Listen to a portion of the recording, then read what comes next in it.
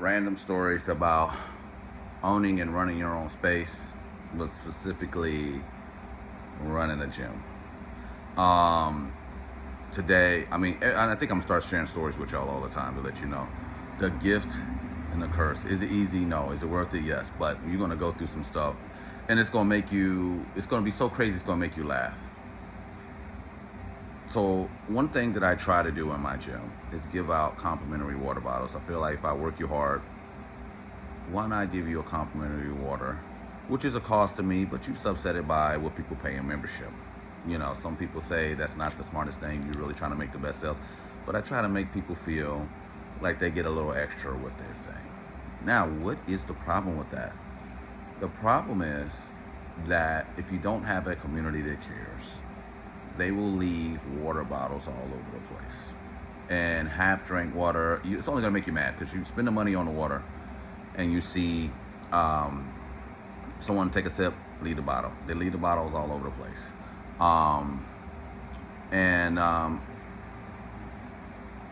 It's not very cost effective.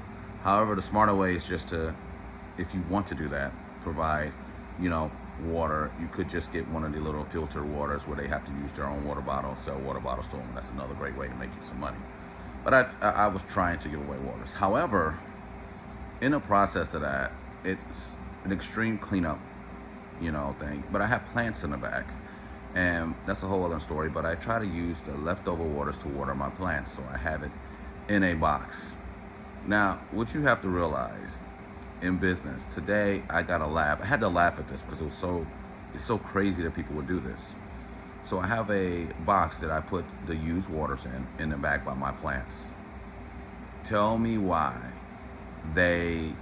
someone, I will not describe, but I have a class that I'm not around at the end of the day, like so after 8, so 8 o'clock class, 8 p.m. that someone runs. And apparently they have slid kids into this class, but I will not go into detail with that.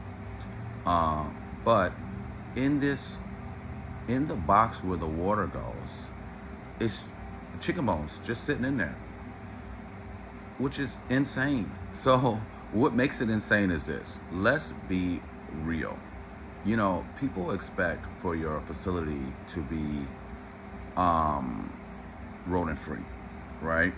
And in order to keep your facility rodent free, number one, you better hope the construction's right and there's not places for them to get in. Because on the first floor or in the basement floor of a building, there's always going to be a way that these rodents in, especially if they're doing construction. Like in my case, before they were doing construction secretly without telling me because they were building a gym next to me, which is a whole other story.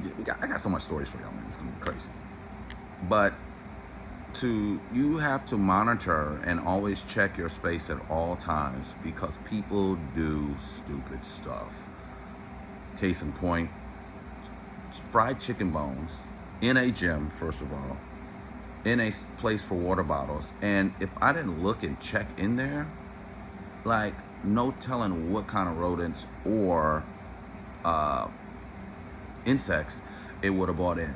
And at the end of the day, there's no excuses. As soon as someone sees that in your facility, you are doomed, especially depending on the area you are in. If you're in an area that is, I'll just say an area that does not care, they will destroy your business. Anywhere will, if they see any type of rodent in there. But we will talk later.